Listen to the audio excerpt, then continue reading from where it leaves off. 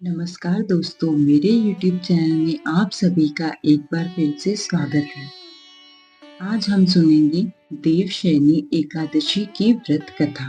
आषाढ़ माह के शुक्ल पक्ष की एकादशी तिथि को देवशयनी एकादशी कहा जाता है। देवशयनी एकादशी की कथा के अनुसार धर्मराज युधिष्ठिर बोले कि हे भगवान, आषाढ़ मास के शुक्ल पक्ष की एकादशी का क्या नाम है और इस दिन कौन से देवता की पूजा की जाती है तथा उसकी विधि क्या होती है, सो विस्तार पूर्वक कहिए। भगवान श्री कृष्ण बोले, हे राजन, एक समय नारद जी ने ब्रह्मा जी से यह प्रश्न पूछा था। इस एकादशी का नाम पद्मदा एकादशी है।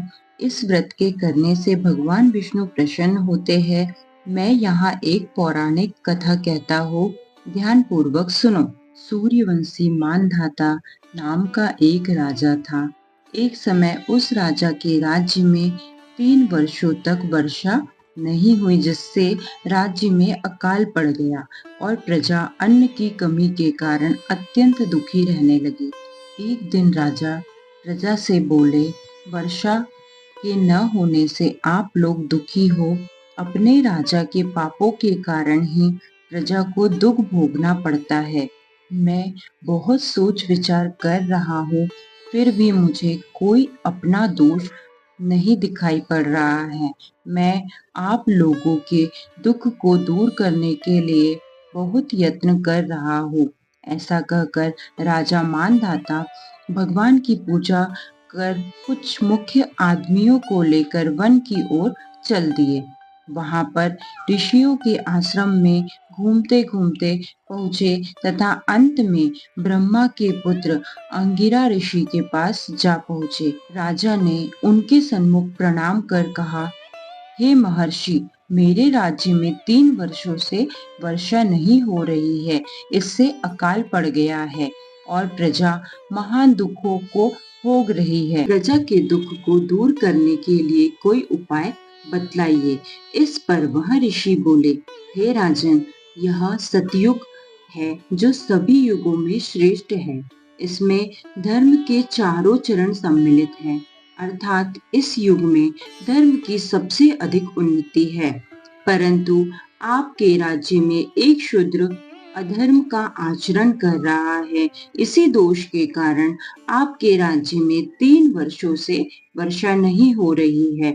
यदि आप प्रजा का भला चाहते हैं तो उस अधर्मी को मार दीजिए। इस पर राजा बोला, हे मुनिवरों, वह अधर्मी शूद्र है तो मैं शूद्र पर शस्त्र नहीं उठा सकता। सो आप मुझे इस दोष से निवारण के लिए कोई अन्य उपाय बताएं।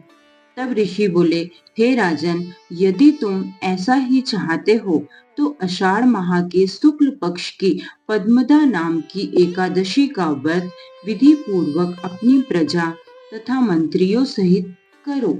इस व्रत के प्रभाव से राज्य में वर्षा होगी और प्रजा सुख की प्राप्ति करेगी, क्योंकि इस एकादशी का व्रत सभी सिद्धियों को देने वाला व्रत है। मुनि के इस वचनों को सुनकर राजा अपने नगर की ओर वापस चल दिए और विधि पूर्वक पद्मदा एकादशी का व्रत किया। इस व्रत के प्रभाव से राजा के राज्य में वर्षा हुई और सभी राज्य खुशहाली से भर गया। इस एकादशी को देवशयनी एकादशी भी कहा जाता है। इसे करने से भगवान विष्णु प्रसन्न होते हैं। अतः मोक्ष की इच्छा रखने वाले मनुष्य को इस एकादशी के व्रत का पालन करना चाहिए। तो ये थी देवशयनी एकादशी व्रत की कथा। आपको ये कथा कैसे लगी कमेंट बॉक्स में जरूर बताइएगा और हमारे चैनल को सब्सक्राइब करना ना भूले। धन्यवाद।